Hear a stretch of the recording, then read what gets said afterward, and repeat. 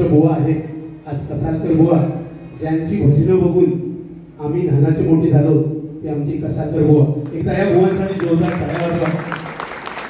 खरोखरच आज इथे आम्ही जमलो ते एका गोष्टीसाठी. बघा, आज आमच्या कानडे बुवांच्या वतीनं आम्ही पंढरीची वारी केली, म्हणजे थोडक्यात पायी वारी केली आम्ही. आणि पंढरीत तसे हेरशी एकादशी काल रात्री जाऊन आज आम्ही पोचणार होतो दरवर्षी, पण आज मुद्दामच आज थांबलो का कानडे बुवांच्या आग्रहास्थावर. आणि ती पंढरी काय, हा पांडुरंग परमात्मा का एकच आहे. सांगायचं तात्पर्य एवढंच की त्या वारीला आम्ही गेलो, आम्ही एसटीत कणकवलीत बसतो पंढरपुरात पोहोचतो, पण पायी वारी गेलो. आणि त्या पायी वारीचा सुख काय असतं. मगाशी केदार बुवा म्हणाले की मी दुसऱ्या जिल्ह्यातील बुवा, असा काय नसता. संतांच्या भाषेत एका शब्दात तुमका मी सांगेन, विष्णुमय जग वैष्णवांचा धर्म, भेदा भेद भ्रम अमंगळ. त्याच्यामुळे कोण जरी काही आपण सगळे त्या वैष्णवाचे, त्या पांडुरंगाचे, परमात्म्याचे भक्त असो, तसा काय नाही. आणि खरोखरच आमच्या जिल्ह्यात कधीच असा घडायचा नाही की बाहेरची व्यक्ती येईल आमच्याकडे पाहुणो जो सर्वस्व असा त्याचा पहिलं मान आम्ही देतो. त्याच्यामुळे तुम्ही तसं गैरसमज करू नका बुवा. आणि खरोखरच वारी म्हणजे काय असतं हे त्या दिंडीत पायी वारी कुठलाही भेदाभेद न राखता त्या वारीमध्ये आम्ही चाललो. 18 किलोमीटर चाललो आणि 5-10 किलोमीटर चालू शकलो असतो, काही समज नाही. ही त्या वारीची आणि त्या पांडुरंग परमात्म्याची ताकद आहे.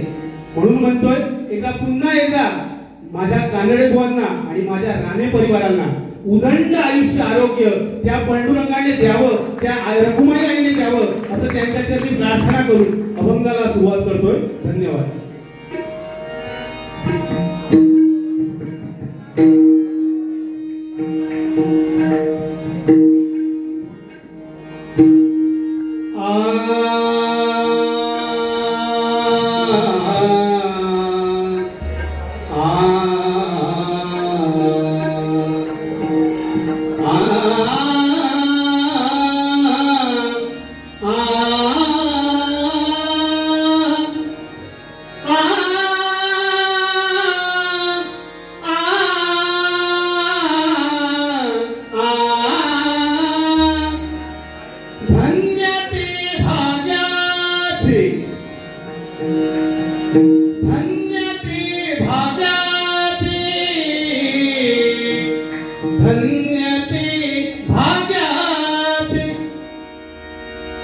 भाग्याच्या रसात तरच ती वारी घडतात, प्रत्येका घडत नाही. आमचं भाग्य लिहिला कानडे बुवांनी, म्हणून त्या वारी गेलो. बरोबर ना बुवा? धन्य ते भाग्याचे. नाहीतर तुम्ही गाववाले काय म्हणशाल, भैले कानडे बुवांच्या गावात कानडे बुवांना चढवतं, असा काय गोष्ट नाही. जा ज्याची खावी पोळी त्याची वाजवावी टाळी, म्हणून पुन्हा पुन्हा त्या बुवांचं नाव येतात. धन्य ते भाग्याचे, धन्य ते भाग्याचे, धन्य ते भाग्याचे, धन्य ते भाग्याचे. वासुदेव नामी नाचे, वासुदेव नामी नाचे, वासुदेव नामी नाचे.